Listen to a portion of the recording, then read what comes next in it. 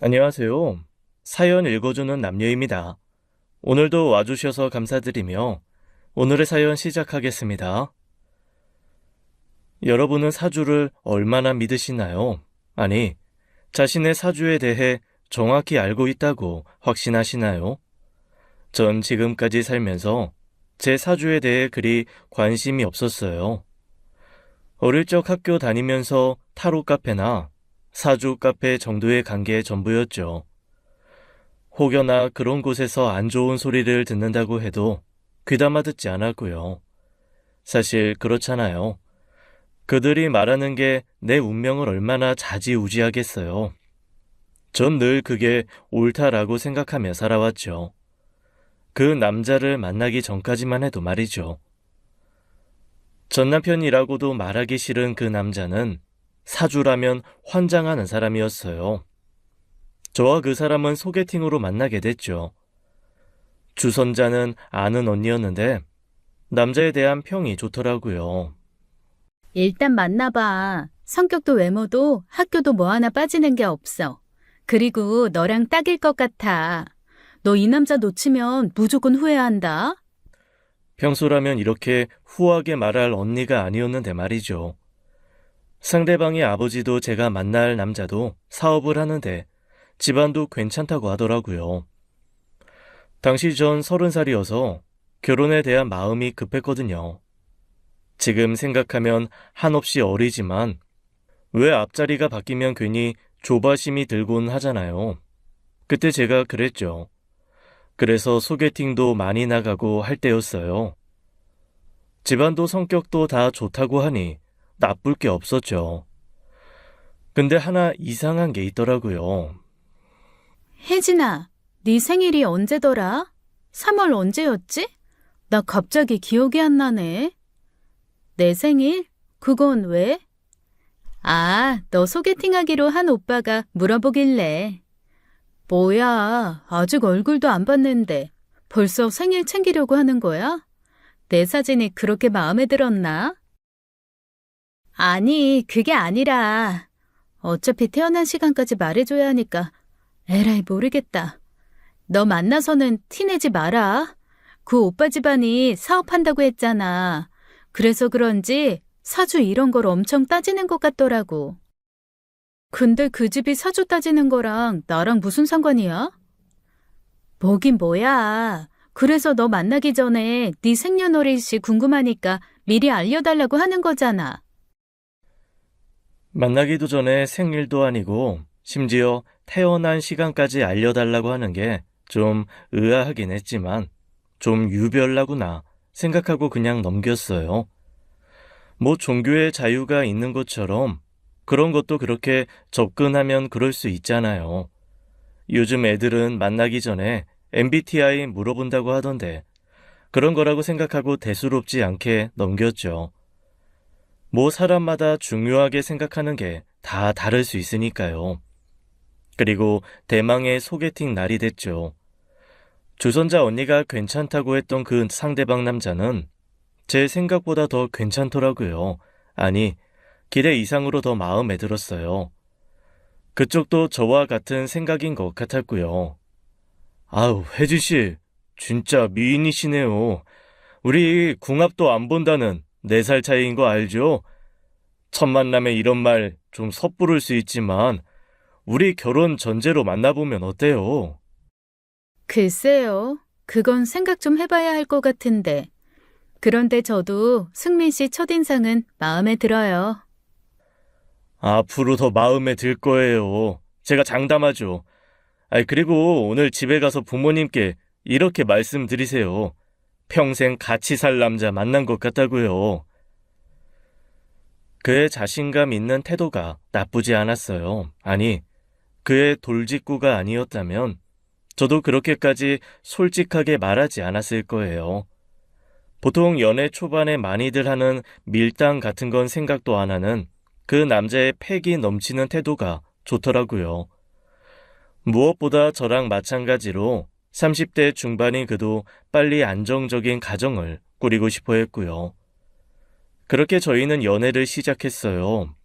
만남도 순조로웠고요. 그리고 아시잖아요. 혼인의 뜻이 있는 두 남녀가 만나면 결혼에 대한 진도가 얼마나 빠른지요. 사실 저보다 그 사람은 사업을 하고 있어서 더 빨리 결혼을 하고 싶어 했죠. 오빠는 왜 첫날 보자마자 결혼 전제로 만나자고 한 거야? 나한테 첫눈에 반한 거야?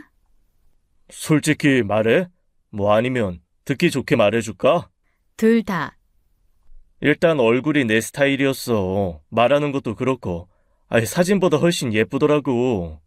그럼 솔직히는? 미영이가 우리 만나기 전에 자기 생년월일 물어봤었잖아.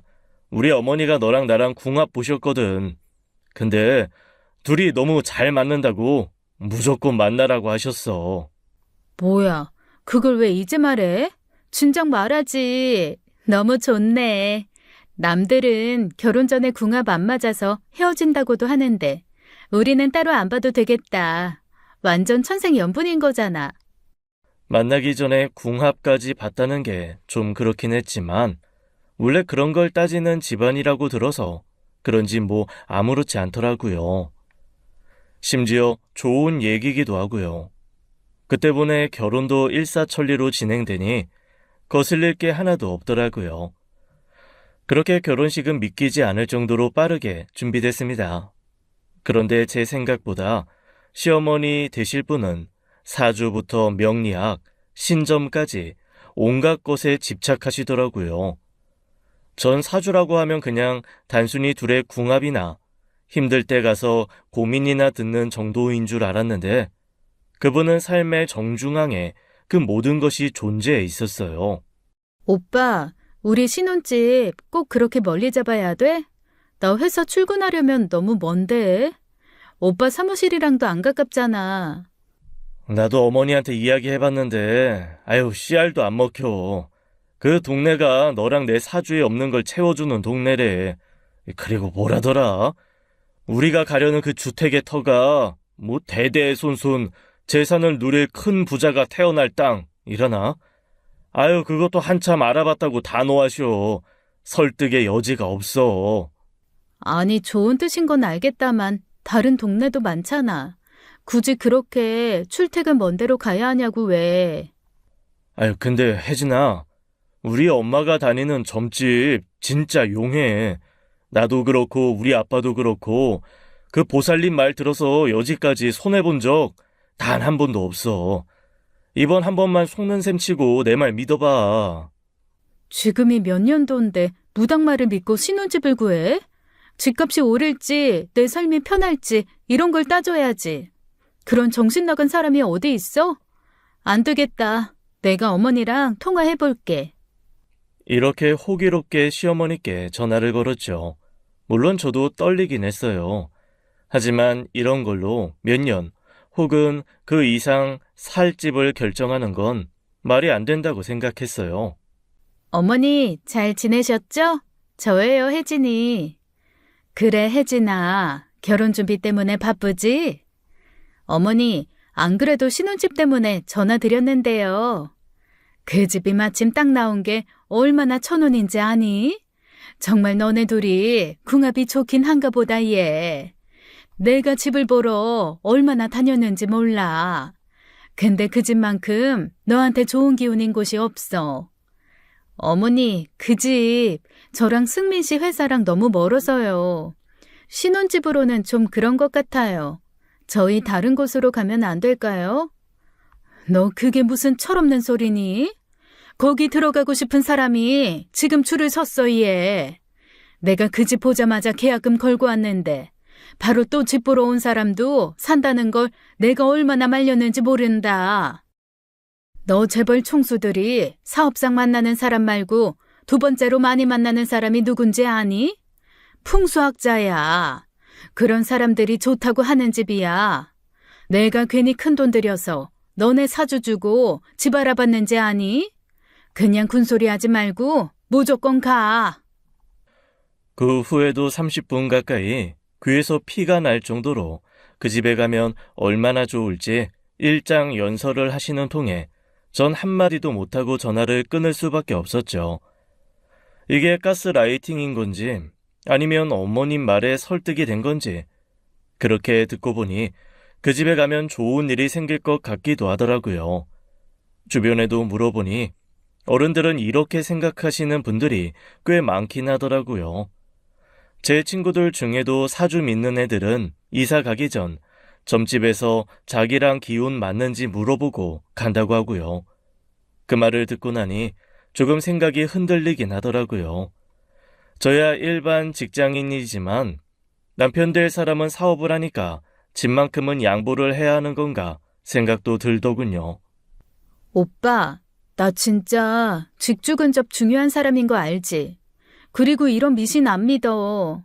근데 어머니가 하도 완강하시니까 이번만 넘어가는 거야. 다음번엔 짤도 없어.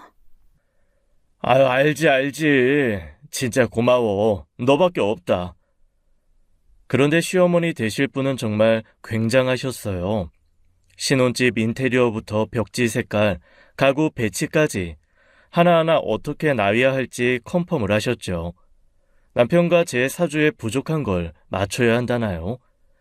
보통 사람들이 생각하는 침대는 문에서 보이면 안 되고 현관에서 거울이 보이면 안 되는 수준이 아니었어요. 승민이 사주가 목의 기운이 좀 강하잖니. 그러니까 동쪽으로 머리를 두고 자면 좋대. 그래야 개인적 성장에 긍정적 영향을 준다고 하더라. 아가, 침대 두는 방 위치 바꿔야겠다. 이런 식으로 모든 걸 다 관여하셨죠. 전 결혼 전에 혼자 살던 집이 계약 날짜가 안 맞아서 신혼집에 몇 달 먼저 들어가 살기로 했거든요. 그랬더니 결혼 전 여자와 남자가 같이 사는 건 합궁하는 거랑 같다고 따로 기리를 받아오셨더라고요. 그건 손 없는 날과 또 다른 개념이라면서요. 아니, 오빠. 지금 무슨 조선시대도 아니고. 그리고 오빠가 왕이냐? 무슨 합궁이야. 어머니는 뭐 그리 하나하나 다 의미를 부여하신대. 그러다 나중에 나보고 오빠 밥도 기미하라고 하시겠어. 오빠가 어머니 좀 말려봐. 어머니가 원래 집에 좀 예민하신 거 알잖아. 아유, 자기가 이번만 좀 참자. 이왕이면 좋은 날 들어오면 좋잖아. 이런 식이었죠. 그렇게 어영부영 넘어가고 어떻게 정신없이 결혼식을 올리고 신혼여행을 다녀왔어요. 친정집을 다녀온 후 이바지 음식을 가지고 시댁에 인사를 갔어요. 시부모님과 고모님이 계시더라고요. 저녁 식사를 마친 뒤 시어머니, 고모님은 과일 준비를 하시고 전 설거지 뒷정리를 하고 있었어요. 두 분이서 무슨 말씀을 하시는데 물소리에 잘 들리지는 않지만 제 이야기인 것 같아서 신경 쓰이더라고요. 언니, 새아가 사주가 승민이랑 그렇게 잘 맞는다면서요? 우리 보살님 신점 용한 거 알잖아. 우리 집 양반도 보살님 덕분에 잘 됐고. 아니, 그래서 보살님이 새아가 사주 보고 뭐라고 했는데 그래요? 우리 며느리 사주가 재성이 2개야. 재생관이 그렇게 잘 돼 있대. 아가씨도 들어봤지? 남편 잘 되게 하는 사주. 그게 다가 아니야. 승민이가 안 그래도 목이 좀 많잖아.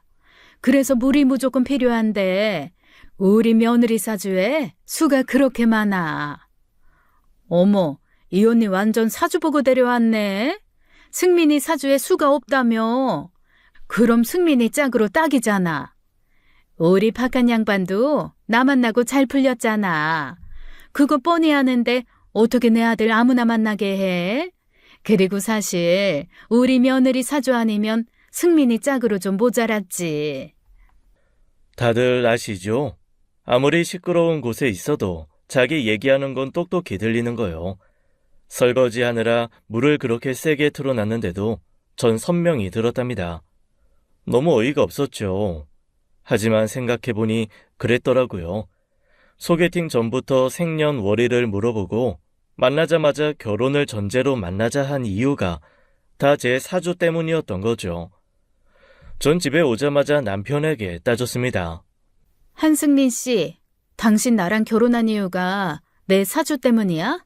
나 어머니랑 고모님 얘기하는 거 다 들었어.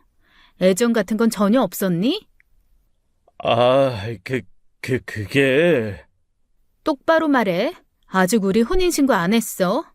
그래, 솔직히 말하면 너랑 있으면 좋다고 해서 더 끌리긴 했어. 근데 그게 잘못된 거라고는 생각은 안 했어. 처음부터 말 안 한 건 미안해.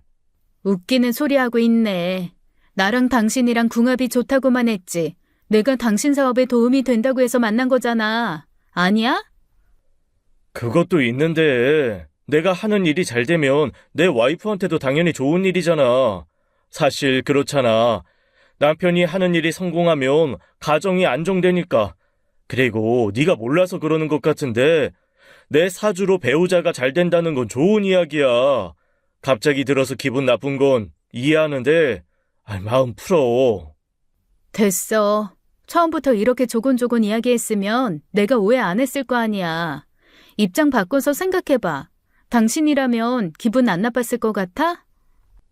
당연히 그렇지. 나도 이야기할까 말까 하다 너무 사주 맹신하는 것처럼 보일까 봐 안 했어. 앞으로는 안 그럴게. 이렇게까지 이야기하는데 저도 화가 조금 누그러들더라고요. 시간이 지나고 생각해보니 그리 나쁜 이야기는 아닌 것 같기도 했고요. 하지만 살면서 바로 옆에서 본 남편은 본인이 말한 것과 달랐습니다. 자신의 엄마처럼 사주에 미쳐 있지는 않지만 맹신은 하는 것 같더라고요. 그것도 생각보다 아주 많이요.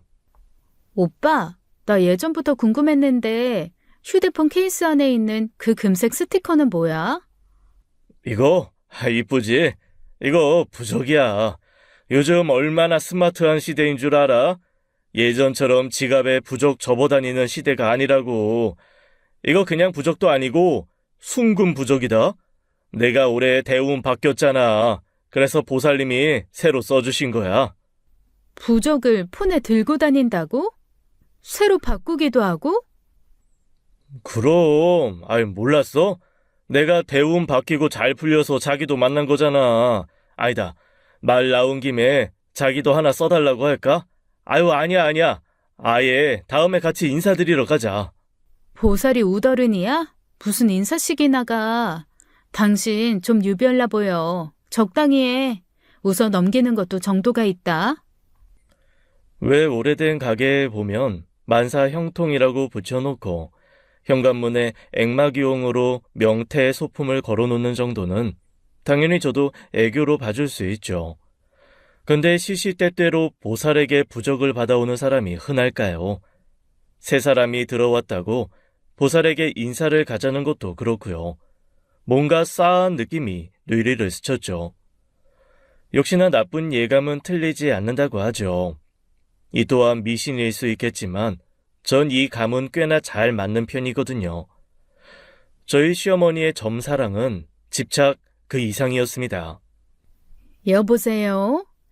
아가, 너 생리 주기가 언제니? 네? 어머니 그건 갑자기 왜? 내가 지금 선생님 뵈러 왔는데 선생님이 네 생리 주기 좀 물어보라고 하시네. 선생님이요? 어머니 어디 편찮으세요? 괜찮으신 거죠? 얘는 무슨, 내가 아프긴 어디가 아파. 내 선생님이 누구겠니? 우리 보살님이지. 그나저나 너네 아이는 언제쯤 생각하고 있니? 보살님이 이번 년도 넘기지 말라고 하시는데. 어머니, 그게 무슨 말씀이세요? 저희 결혼한 지 이제 3개월이에요. 그래, 결혼했으니까 이제 슬슬 아이도 생각해야지. 그래서 내가 언제가 좋은지 선생님께 여쭤보러 온 거잖아. 이런 거 우리 집에서 걱정하는 사람 나 말고 또 누가 있니? 나 아니면 집이 안 돌아간다니까. 어쨌든 나 바쁘니까 문자로 생리 주기나 좀 보내놔라. 이만 끊는다. 남의 이야기는 듣지 않고 자기 말만 하는 사람을 보고 독불 장군이라고 하죠. 저희 시어머니가 바로 독불 장군, 딱 그 자체였어요. 제가 문자를 안 하자 몇 번이나 전화를 해서 저는 결국 보낼 수밖에 없었죠. 회사에 있는데 안 보내곤 버틸 수가 없더라고요. 생리주기 알려줘봤자 무슨 일이야 생기겠어라는 마음도 크긴 했고요. 그런데 제 생각은 오산이더라고요. 일주일 뒤 어머니는 신혼집에 온다고 하시더라고요. 같이 저녁을 먹자고요. 식사가 끝나자 그제서야 본론을 꺼내시더라고요. 자, 이제 그럼 붙여볼까? 어머니, 그게 뭐예요? 우리 선생님이 얼마나 성심성의껏 쓰셨는지 몰라. 보는 내내 나도 감동이었어. 내가 수십 년 봐왔는데 이렇게 공들여 써주시는 건 또 처음이네. 선생님 부적이면 아예 또 믿을만 하지. 정말 굉장한 명필이시잖아. 부적? 우리 집에 부적을 붙인다고? 내가 새아가 네 생리 시작 딱 3일 전에 맞춰온 거잖니. 그래야 영험하다고 하셔서. 일단 방문에 하나, 침대에 3개라고 하셨는데 먼저 활동적인 기운을 주는 남쪽, 장수의 기운을 주는 북쪽, 마지막은 침대 아래. 아들, 침대 아래는 남자가 붙여야 좋다고 신신당부하셨어. 자, 네가 붙여봐. 이 꼴을 보고 있는데 진짜 환장하겠더라고요. 지금 저희 집에서 파묘 찍으세요? 이러다 여기서 구판도 버리시겠어요. 이렇게 부적 붙여서 애가 생길 거면 세상에 불임인 부부는 하나도 없게요? 얘는 왜 이렇게 발끈하고 그래? 이게 얼마짜린 줄 아니? 너 선생님 부적은 받고 싶어도 아무나 못 받는 거야, 얘. 좋은 시모 만나서 귀한 거 얻었으면 감사한 줄 알아야지. 어머니, 저 아직 이이랑 자녀 계획 한 번도 얘기 안 했어요. 당신은 왜 입을 꾹 다물고 있어? 가만히 있지만 말고 뭐라고 말 좀 해. 난 사실 30대 중반이라 아이 있으면 좋을 것 같긴 한데. 뭐라고? 지금 그 얘기가 아니잖아. 무슨 상황인지 몰라? 얘는 또 왜 이렇게 언성을 높이고 그러니? 교양 없이. 알았어. 그래. 내가 좀 성급했지? 알았어. 오늘은 내 이만 돌아갈 테니까 둘이서 오붓하게 이야기 잘 해보렴. 일단 부적은 절대 떼지 말고. 그럼 좋은 밤 보내렴. 시어머니는 이러고 황급히 나가셨죠. 어머니 앞에서는 한마디도 못하는 남편이란 작자나 끝까지 하고 싶은 대로 하는 어머니나 뭐 하나 마음에 드는 게 없더라고요. 결혼한 지 3개월밖에 안 됐는데 모자가 저렇게 임신을 강요하는 집이 흔한가요? 정작 아이를 갖고 키우는 건 저인데 말이죠. 아니요, 다짜고짜 신혼집 침대에 부적을 덕지덕지 붙이는 게 말이 되냐고요. 지 엄마가 나가고 나니 남편은 제 눈치만 살살 보더라고요. 그러시겠죠. 자기도 지능이 있다면 눈치가 보였을 테죠. 물론 저도 아이에 대한 생각이 없지는 않았어요. 신혼을 오래 즐기고 싶은 마음도 없었고요. 그런데 시어머니가 이렇게 나오니 그런 생각이 다 들어가더라고요. 한동안 눈치를 보던 남편은 조심스럽게 말을 꺼내더라고요. 우리 집이 손이 좀 귀해. 그래서 어머니가 저러는 거니까 이해 좀 해줘. 그리고 자기도 알잖아. 요즘은 제왕절개할 때도 아이 좋은 사주 받게 하려고 엄마들이 먼저 가서 날 받고 그런데 너무 나쁘게만 생각하지 마. 당신 아직도 내가 뭐 때문에 기분 나쁜지 몰라? 우선순위가 바뀌었잖아. 임신은 부부가 결정하는 건데 왜 어머니가 먼저 저러시는 거냐고. 그것도 모자라 우리 침실에 부적을 붙이고. 당신 지금 나가서 길 가는 사람 잡고 물어봐. 이 꼴을 이해하는 사람이 누가 있나? 알았어. 그럼 부적 안 보이게 그 위에 다른 예쁜 스티커 붙이자. 그럼 어때? 그건 괜찮지? 근데 저 부적 진짜 비싼 거야. 구하기도 힘들고. 한 번만 넘어가자, 자기야. 이러면서 인테리어 할 때 남은 시트지랑 스티커를 가져오더라고요. 그러면서 침대 위에 붙인 부적이 안 보이게 슬쩍 가리더군요. 그렇게 몇 개월이 지났어요. 사실은 저희 친정 부모님도 나이가 많으시거든요. 그래서 저도 말은 안 했지만 아이 생각이 있었고 당연히 피임도 안 했죠. 그런데 침대에만 있으면 부적이 있다고 생각돼서일까요? 괜히 스트레스 받더라고요. 부적을 붙이고 그 후에는 전보다 남편과 있는 게 정 같지 않더라고요.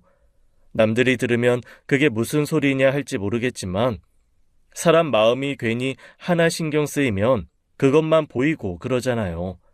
전 그 부적이 그랬어요. 위에 다른 걸로 가려놨어도 어쨌든 안에 있는 걸 아니까 괜히 찝찝하고 뭔가 마음이 안 좋더라고요. 한날은 시어머니의 생신이었어요. 저희는 한정식 집에서 식사를 하기로 했죠. 식사 중 어머니가 역시나 아이 얘기를 하시더군요. 아가는 시금치랑 해조류 많이 먹으렴. 엽산이 많이 들어간 채소를 먹어야 임신 준비할 때 좋대. 그나저나 너네 철분은 잘 챙겨 먹고 있지? 네, 어머니. 지난번에 엄마가 준 철분이랑 엽산 잘 먹고 있어. 걱정 마요. 이 사람도 잘 먹어. 근데 결혼한 지 1년이 다 돼가는데 왜 이렇게 애가 안 생길까? 보살님이 올해 넘기지 말라고 했는데. 아, 그거 참 밥상머리에서 어련히 애들이 알아서 할까? 아니, 그렇잖아요. 내가 언제 틀린 소리 하는 거 봤어요? 승민이 너 내가 좋다고 하는 날짜는 잘 지키고 있는 거 맞지? 아이, 엄마. 그거 혜진이 모르는데 말하면 어떡해.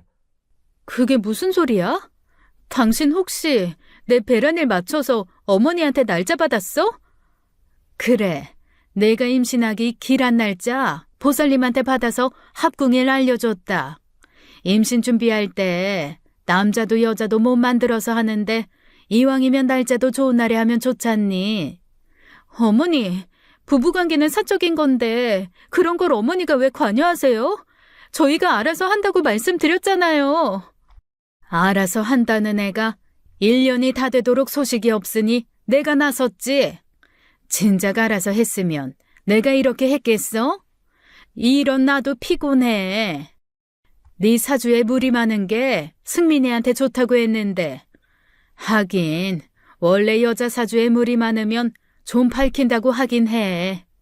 혜진이 너 혹시 다른 남자 만나고 그러진 않지? 어머니, 지금 그게 무슨 말씀이세요? 할 소리가 있고 못할 말이 있죠. 지금 절 뭘로 보시는 거예요? 그것도 며느리한테 딴 남자가 있냐는 말을 어떻게 하세요? 얘는 또 뭘 이렇게 정색을 하고 그러니? 내가 의심한 것도 아니고 장난으로 한 소리에 뭘 그렇게 화를 내고 그래? 어머니, 장난으로 할 말이 있고 아닌 게 있어요. 그거 저보고 음란해서 애 안 생기는 거 아니냐고 한 말이잖아요. 어떻게 시어머니가 그런 소리를 하세요? 그래. 아이, 당신이 좀 심했다. 어서 사과해. 내가 왜 사과를 해? 원래 사주에 수가 많으면 음란하다고 다들 농담 반 진담 반으로 말해. 나도 그렇게 말한 건데 제가 못 받아들인 거지. 내 생일에 다들 이렇게까지 나한테 말해야 돼? 기분 나빠서 나 밥 더 먹으면 체할 것 같아. 이렇게 어머님의 생일 식사는 개판으로 끝이 났습니다. 어머니는 씩씩거리면서 나가셨고 아버님이 뒤쫓아 가셨죠.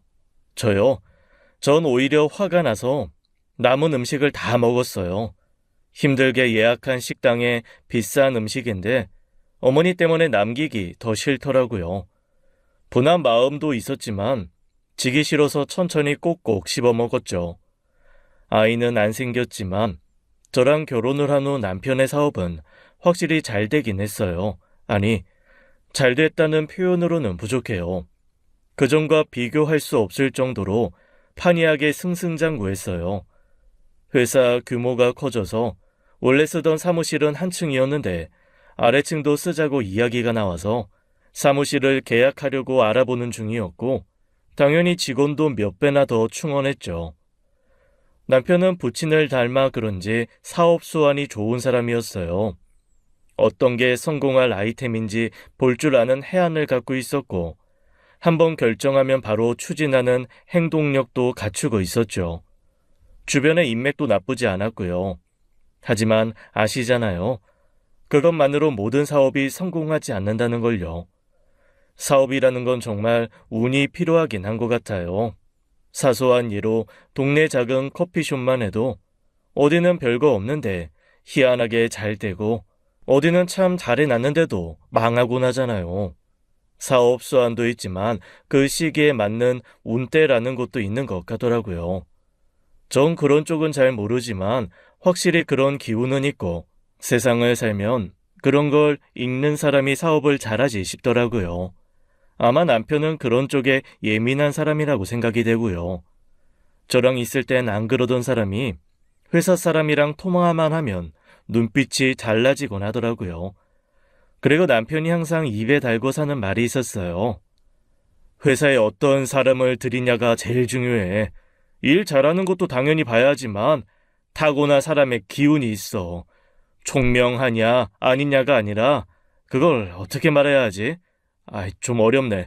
아무튼 여튼 그 사람의 기운이 나랑 맞는지도 봐야 하거든. 그래서 난 모든 면접을 다 내가 직접 들어가. 이렇게 직원 뽑는 게 민감한 사람이었죠. 저도 그 말은 어느 정도 믿는 게 창업 당시 뽑은 직원들이 아직까지 있고 다들 원만하게 지내더라고요. 그런 걸 보면 직원 관리에도 꽤나 진심인 사람이라고 생각했죠. 그날이 오기 전까지는 말이에요. 하루는 출근한 남편에게 전화가 왔어요. 자기야, 서재에 가서 나 파일 하나만 봐줄 수 있어?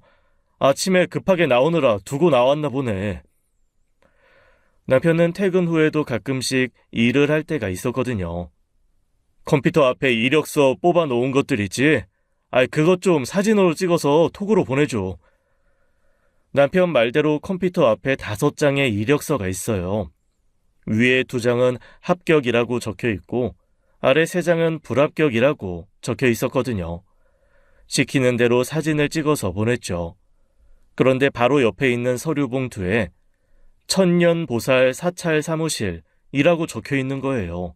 그건 빈 봉투였고 혹시나 해서 같은 이름의 다른 봉투를 여니 거기엔 직원들 이력서가 들어있었죠. 모두 합격, 불합격이 적혀 있었고요. 그런 봉투가 몇 개가 있었는지 셀 수도 없더라고요. 전 남편이 인사, 직원 관리에 까다롭다고만 생각했지 이런 것까지 점집을 찾아다닐 거라곤 상상도 못했는데 너무 충격이었죠. 무속에 미쳐도 유분수지 이건 온 삶이 점으로 도배된 사람이더라고요. 당신 서재에 있는 이력서 뭐야? 직원들 뽑을 때마다 항상 점집에 물어보는 거야? 봤어. 원래 큰 기업에서도 중요한 직책 맡을 사람은 항상 상담하고 뽑고 그런데 내가 예전에 아버지 사업 힘든 적 있다고 말했지? 그때 아래 있던 분이 배신하고 돈 가지고 날랐거든.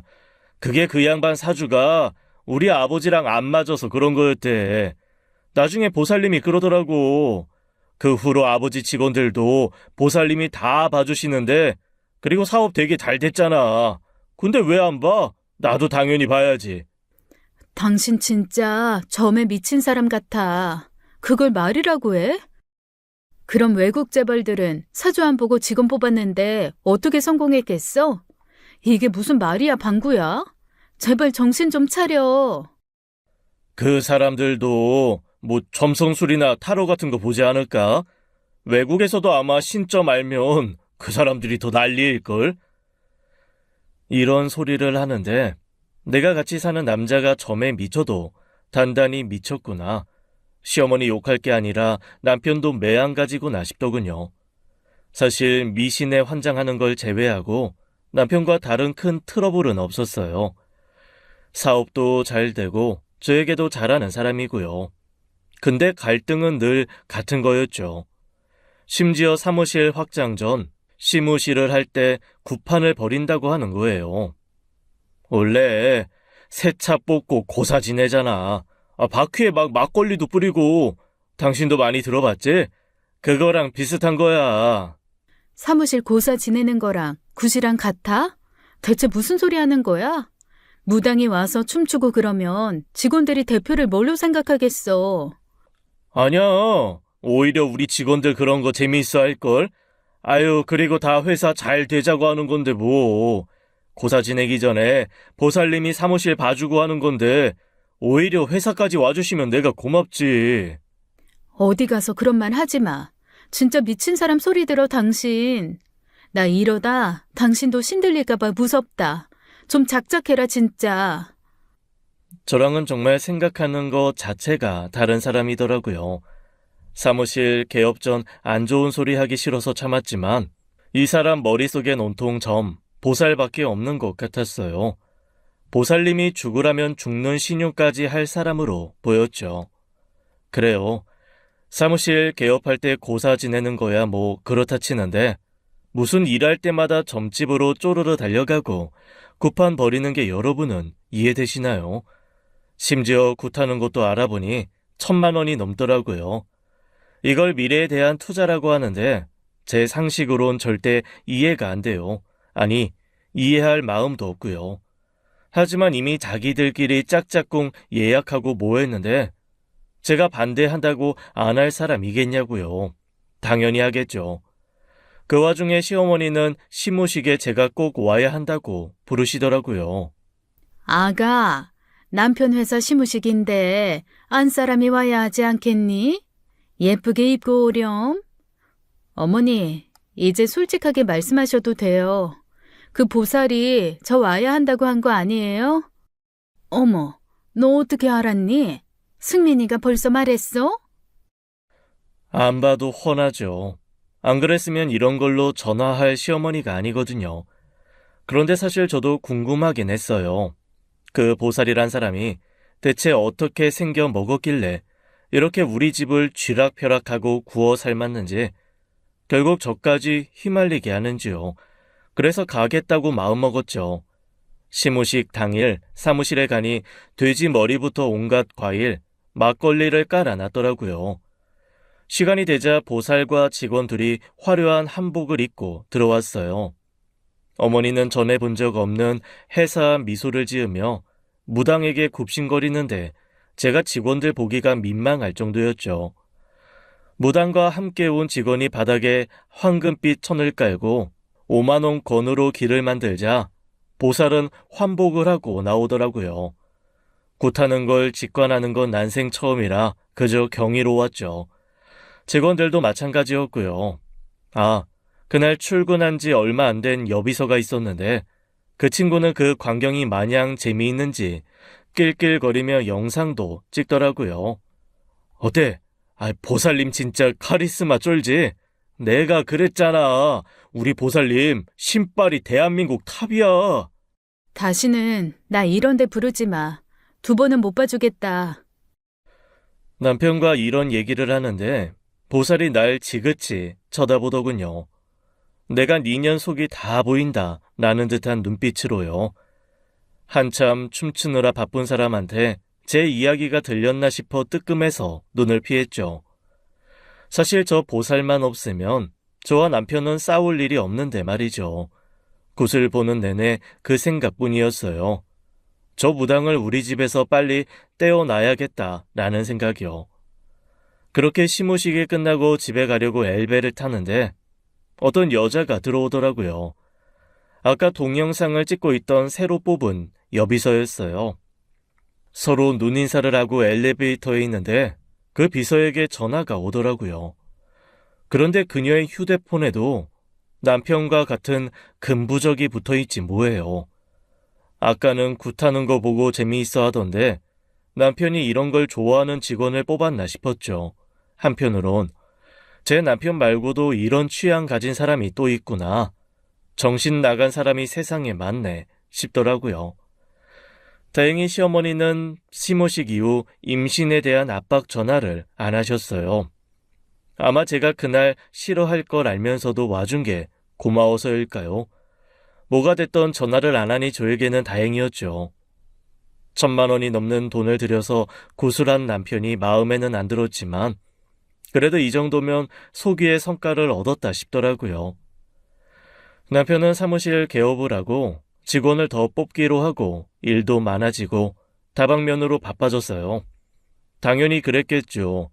사업이 몇 배나 커지니 챙길 게 많아질 수밖에요. 그런데 그 와중에도 천년보살인지 처녀보살인지 그 무당은 계속 만나러 가더라고요. 당신, 이제 그 무당 좀 제발 그만 만나. 내가 옆에서 계속 보니까 이건 종교에 미친 사람보다 더한 것 같아. 또 그 소리 한다. 자기랑 결혼하고 나 사업 잘 되고 보살님이 빌어주고 새로운 계약도 따려고 하는 거 다 알면서 그래? 이젠 자기도 선입견 버리고 좀 믿어. 그것도 적당히 해야 말이지. 당신 진짜 온통 점에 미친 사람 같아. 딱 3년만 내 말대로 해봐. 그럼 진짜 안 믿을래 안 믿을 수가 없다니까. 이분 온갖 정재계 방송, 엔터 쪽 사람도 다 찾아. 그날 보살님 봐서 알잖아. 카리스마 쩌는 거. 남편은 제 말을 들을 눈빛이 아니었어요. 왜 뉴스에 보면 이상한 종교에 빠진 광신도들이 보이는 눈빛 있잖아요. 남편이 그렇게 보였죠. 점점 이 남자랑 같이 사는 게 맞나 의심이 들 정도였어요. 그러던 중 하루는 남편의 카톡이 궁금하더라고요. 저렇게 신점에 빠져 사는 사람인데 요즘은 저한테 너무 조용한 게 이상하니까요. 남편이 자는 틈을 타 휴대폰을 열어봤어요. 역시나 평소에도 무슨 오늘의 운세처럼 뭘 조심해야 할지, 어디 투자하면 좋을지, 조심할 것부터 좋은 것 등 하나하나 세세하게 알려주더라고요. 개인 비서처럼요. 그런데 대화창을 보다가 이상한 걸 발견했어요. 이번 달에 좋은 합궁일이 적혀 있더라고요. 분명 남편은 얼마 전에 저에게 이번 달은 일 때문에 바쁘기도 하고 보살님도 당분간은 애 안 갖는 게 좋다셨어. 그동안 우리 체력 좀 길러놓자. 라고 했거든요. 마침 점집 다녀온 뒤 저런 이야기를 하길래 전 옳았구나 했죠. 그런데 합궁일이라뇨. 근데 자세히 읽어보니 토는 목을 받쳐주는 역할을 해서 안정감을 줍니다. 두 분 사주 일주에 맞는 합궁일 안내드립니다. 다른 건 몰라도 하도 저보고 물이 많아서 음란하다 이런 소리를 해서 제 사주에 수가 많다는 건 알거든요. 그런데 갑자기 토라니요. 그것도 저랑은 잠자리도 안 가진 지 꽤 오래된 사람인데 말이죠. 뭔가 이상했어요. 이번에도 쏴한 느낌이 뇌리를 스쳤죠. 온몸에 소름이 돋더라고요. 항상 나쁜 예감은 잘 맞는 편인데 이번에도 더 크게 느껴지더라고요. 평소처럼 날 설득할 게 아니라 내 뒤에서 뭘 꾸미고 있구나 이 남자 생각이 들더군요. 인터넷으로 생전 상상도 안 해본 불륜 사설 탐정을 찾아봤어요. 요즘은 인터넷으로도 의뢰가 되는 세상이더라고요. 정말 아니길 바랬지만 왜 나쁜 예감은 틀리지 않는 걸까요? 제 남편, 아니 남편이라고 부르기도 싫은 그 인간은 제 뒤에서 저를 완전히 속였더라고요. 엘리베이터에서 만난 그 여비서와 그 작자는 둘이 딴 살림을 차리고 있었습니다. 카톡으로 봤던 합궁일은 그년이랑 잠자리 날짜였던 거죠. 일주일에 몇 번씩 일 때문에 늦는다고 하더니 퇴근하면 그 집으로 가서 그 비서랑 잠자리를 갖고 볼일을 본 다음 아무렇지도 않은 척 연기를 하면서 현관문을 여는 그런 뻔뻔한 작자였어요. 탐정이 그 여자가 커피숍에서 저희 시어머니와 통화하는 걸 들었는데 그 내용도 아주 가관이더라고요. 어머, 어머니 정말요? 애 낳으면 부자 되는 궁합이 있다면서요. 저도 들었어요. 저 이런 거 원래 관심 많잖아요. 탐정이 몰래 찍어온 영상을 보는데 둘이 대화하는 걸 보니 한두 번 통화하는 게 아닌 것 같더라고요. 합궁일 보내주신 것도 당연히 잘 지키고 있죠. 그건 걱정 마세요. 근데 어머니, 혹시나 해서 여쭤보는 건데 지난번 말씀하신 거 있잖아요. 아들 낳으면 입금해 주신다고 한 거 안 잊으셨죠? 정신 나간 모자에 이어서 점에 환장한 여자가 한 명 더 붙었더라고요. 기가 차고 코가 찰 노릇이었죠. 이게 진짜 대한민국에서 일어나는 일이냐고요? 저도 처음엔 안 믿었어요. 그런데 어떻게 안 믿겠어요. 이렇게 영상으로 똑똑히 찍혀 있는데요. 제가 애가 안 생기니 아예 밖에서 현대판 씨바지를 둔 거죠. 저희 시어머니가 뭘 못할 사람이겠냐고요. 보살이 시키면 죽는 신욕 그 이상도 할 사람이죠. 안 봐도 훤해요. 그리고 남편도 처음에는 조금 머뭇거리다가 금세 알았다고 했겠죠. 그 영상을 보고 이제 알겠더라고요. 결혼 전 시어머니가 저희 부부에 맞는 동네로 갈 때부터, 아니, 소개팅할 때 제 생년월일을 물어볼 때부터 이 길을 선택했으면 안 된다는 걸요. 계속 비상식적인 행동을 하는 사람들인데 제가 너무 그럴 수 있겠구나 받아줬다는 걸 뒤늦게 깨달았던 거죠. 그 인간이 두 집 살림을 한다는 걸 알고 난 그날 새벽 남편의 휴대폰 계좌 이체 내역을 확인해봤어요. 아시잖아요. 요즘은 지문 하나면 다 해결되는 거. 시무식을 한 지 6개월이 지났는데 그 이후로 1,000만 원이 3번이나 또 빠져나갔더라고요. 무당집으로요. 그럼 뭐겠어요? 또 구슬한 거죠. 안 그래도 시무식 때 굿한 2호 사업 잘 된다고 하더니 이 새끼가 저 몰래 굿하고 다녔던 거죠. 분명 저한테 말하면 제가 난리칠 것 뻔하니까요. 그래놓고 굿하고 나면 뭔가 잘 풀리는 것 같으니 엄마 말 믿고 또 뒤에서 살림 차렸을 게 뻔해요. 마마보이도 이런 마마보이가 없거든요. 이 남자랑 어떻게 앞으로 같이 살겠어요? 저요? 미련 같은 건 1도 없어요. 뒤도 안 돌아보고 갈라설 거예요. 그런데 하나 해야 할 건 있더라고요. 저 속이고 제 뒤에서 딴 살림 차리고 바람핀 거, 이건 며칠 밤이 지나도 용서가 안 되더라고요. 신점이요? 그거야 뭐 지들 사정이죠. 하나님을 믿던 부처님을 믿던 천년보살을 믿던 제가 알 바 아니니까요. 근데 뒤에서 바람을 핀 건 아무리 생각해도 너무 괘씸하더라고요. 그들도 제가 받은 상처 그대로 돌려줘야죠. 왜 저만 그들 손에 놀아나야 하나요? 저만 바보처럼 당할 순 없잖아요. 복수할 방법이요? 그건 뻔하죠. 이 일의 전말이 시작된 곳으로 향했어요. 그 천년보살인지 처녀보살인지 있는 곳이요. 시무식에서 본 적이 있으니 혹시나 얼굴을 알아볼까 안경에 마스크를 끼고 갔죠. 그리고 모르는 척 앉아서 제 사주를 줬어요. 그랬더니 보자, 보자. 자, 온다. 자기는 거지도 왕으로 만드는 사주인데 여기는 왜 왔어? 자식도 남편은도 다 좋아. 살면서 그게 고민할 게 없네. 이러더라고요. 그 말을 듣고 마스크랑 안경을 슬쩍 내렸는데도 저를 아예 못 알아보더군요. 이런 무속인 때문에 내가 그렇게 휘둘린 건가 싶더라고요. 아마 제 사주를 봐도 수천 번은 봤을 거라고 생각했는데 아예 기억도 못하는 것 같았어요. 제 사주도 얼굴도요. 아유, 그래. 안경이랑 마스크로 가리고 있어서 답답했잖아. 관상도 좋구만 뭘 그래. 근데 자기는 뭐가 고민이라서 왔어? 궁금한 게 대체 뭐야? 그런 건 보살님이 맞춰야 하는 거 아니에요? 네가 궁금한 걸 내가 어떻게 맞춰? 저 보신 적 없으세요? 글쎄다. 예약 명단 보니 우리 신당 처음 왔던데.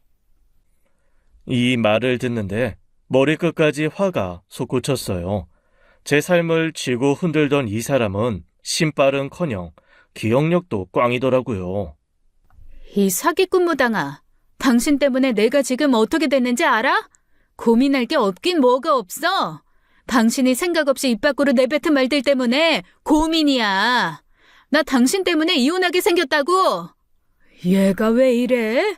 신당 처음 왔다면서 원래 날 알아? 진짜 이래놓고 신발은 무슨. 당신 최순자 몰라? 내가 그 집 며느리야. 한승민 와이프라고. 나 본 적 없긴 뭘 없어 이 사기꾼아. 그 말을 하자 여지껏 신들린 연기를 하던 무당은 순하게 말투를 바꾸더군요. 꼴에 인간이라고 양심은 있는지 말이죠. 자식이랑 남편 운이 좋다고? 그런데 내 남편한테 다른 여자랑 아이를 가지라고 해? 당신 그게 인간으로 할 소리야? 그거 민사소송도 들어갈 수 있는 거 알지? 그게, 우물쭈물하는 꼴을 보니 더 혈압이 오르더라고요.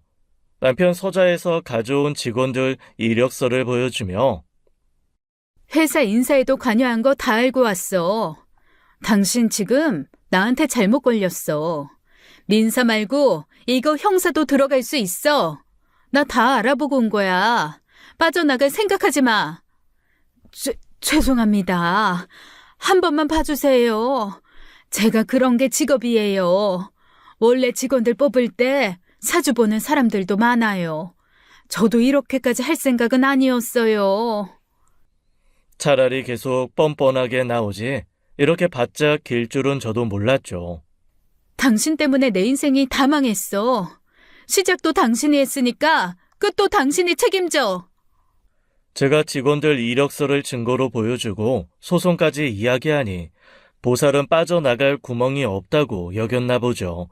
소송과 신고를 안 하는 대가로 전 다른 걸 요구했어요. 그 점집 문턱이 닳도록 드나드는 모자에게 제가 원하는 말을 해달라고요. 그건 좀 곤란한데 내가 그래도 여사님이랑 십수년 쌓아온 관계도 있고 그런 거짓말을 하면 우리 선녀님이 노하셔. 내 인생을 망하게 한 걸로는 선녀님이 뭐라고 안 하시고? 그럼 이렇게 합시다. 내가 시키는 대로 말하면 평소 굿할 때 주는 비용의 2배를 줄게요. 그럼 어때요? 선녀님도 괜찮다고 하시겠죠? 돈에 환장한 무당은 제가 돈 얘기를 꺼내자 선녀님은 개의치 않고 바로 오케이를 하더라고요. 이런 사기꾼 때문에 제가 그토록 시달렸다니 허탈한 마음까지 들더라고요. 그렇게 며칠이 지났어요. 아니나 다를까 남편이 와서 이런 말을 하더군요. 자기야, 우리 결혼한 지 이제 3년 되어가나? 내가 결혼 선물로 우리 살고 있는 집이랑 차랑 자기 명의로 돌려주려고. 그렇지, 네 놈 속이 훤히 보인다. 이건 제가 그 무당한테 시킨 거였죠. 그래도 궁금했어요. 저한테 어디까지 거짓말을 하나? 그래서 한번 떠봤죠. 정말? 나야 너무 좋지. 근데 정말 결혼 선물 맞아? 또 보살님이 시킨 거 아니지? 아니야. 당신이 뭘 좋아할까 고민한 거야. 보살님은 무슨. 그렇게 오해하면 나 억울하다. 이제는 이 남자가 무슨 말을 해도 못 믿겠네요. 무당은 분명 집이랑 차를 와이프 이름으로 돌려야 이번에 계약하는 사업 잘 된다고 했을 텐데 그 말을 쏙 빼놓고 저를 속이네요. 이런 식이면 평소에도 저한테 무슨 거짓말을 얼마나 했을지 모르겠어요. 하긴 뒤에서 자기 비서랑 애를 낳겠다고 딴 살림을 차린 남자인데 더 이상 무슨 말이 더 필요하겠어요. 마지막이라고 일말의 희망을 갖고 물어본 제가 어리석은 거겠죠. 복수의 피날레를 장식할 날이 왔어요. 그날은 남편이 몇 주 동안 준비한 사업 계약을 하는 날이었죠. 그리고 그 자리에서 거액의 투자도 함께 이루어지고요.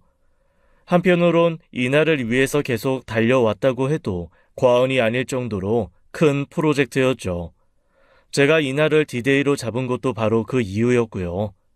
저한테도 그만큼 중요한 프로젝트인데 저의 피날레를 장식하기에 너무 완벽한 무대잖아요. 사무실에 들어가니 손님들이 많이 오셨더라고요. 전 눈에 띄지 않게 멀리서 지켜보고 있었죠. 제가 준비한 시나리오대로 흘러가는 걸 보고 싶었으니까요. 계약 사인 전 남편 회사 소개 영상이 나올 차례였어요. 어젯밤 남편의 서재에서 제가 파일을 바꿔치기 한 건 저기 서 있는 사람은 꿈에도 모르겠죠. 파일명만 그대로 두고 영상은 제가 그대로 해놨으니까요. 그럼 그동안 저희 회사가 어떻게 성장했는지 회사의 히스토리가 담긴 짧은 영상을 준비했습니다. 자, 이제 시작이네요. 자식이랑 남편 운이 좋다고? 그런데 내 남편한테 다른 여자랑 아이를 가지라고 해? 당신 그게 인간으로서 할 소리야? 그거 민사소송도 들어갈 수 있는 거 알지? 그게, 제가 그런 게 직업이에요. 원래 직원들 뽑을 때 사주 보는 사람들도 많아요. 저도 이렇게까지 할 생각은 아니었어요. 영상이 나오자 남편부터 직원들, 계약을 하러 온 회사 직원부터 어안이 벙벙해서 남편을 쳐다보더라고요. 당연히 비서도 아연질색해서 남편만 보고 있고요. 내가 너라고 가만둘 것 같니, 요년아? 어머, 어머니 정말요? 애 낳으면 부자 되는 궁합이 있다면서요. 합궁일 보내주신 것도 당연히 잘 지키고 있죠. 근데 어머니, 아들 낳으면 입금해 주신다고 한 거 안 해주셨죠? 이제는 모든 사람들이 여비서를 쳐다보더라고요. 저거 최 비서잖아. 아이, 그럼 아까 대표님이 다른 여자랑 아이 가진다는 게 최 비서야? 안 그래도 최 비서도 전 보는 거 좋아한다면서. 아유, 너무 망측하다. 이게 무슨 소리래? 전 아니에요. 대표님이 제 사주랑 잘 맞는다고 먼저 돈 줄 테니까 같이 있자고 하셨어요. 제 잘못 아니에요. 최 비서, 무슨 말을 그렇게 해? 최 비서도 좋다고 했잖아.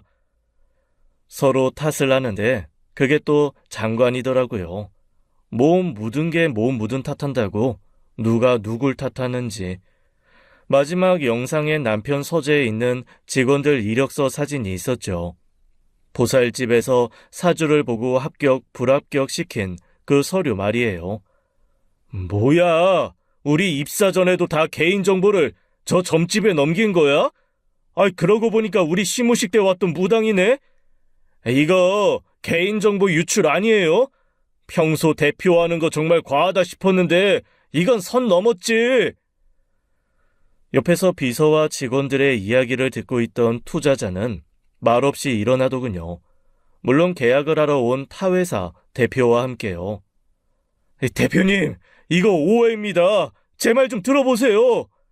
한 사장, 나 이렇게 미신 믿는 사람한테 내 돈 투자 못합니다. 다시는 나한테 연락하지 말아요. 내가 당신 휴대폰에 부적 들고 다닐 때부터 쎄하긴 했는데 이 정도일 줄 몰랐네. 아, 우리 계약 없던 걸로 하지. 남편이 바짓가랑이를 잡다시피 매달렸지만 그들은 뒤도 안 돌아보고 나갔죠. 그럼요.